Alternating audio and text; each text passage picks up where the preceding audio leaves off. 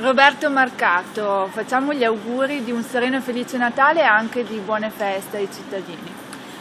Sì, auguro a tutti i veneti di passare un sereno Natale e per quanto riguarda il 2016 vi auguro davvero di cuore la salute, perché questo è il bene più prezioso che abbiamo.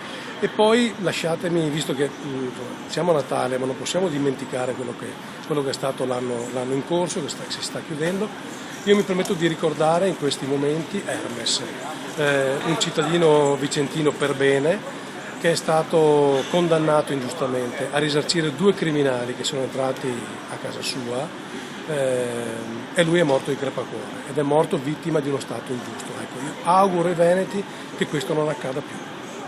Ecco, lei è assessore allo sviluppo economico della Regione Veneto, quali progetti per il 2016? Ma noi abbiamo qualche timido segnale di ripresa e questo va come dire, alimentato e coccolato.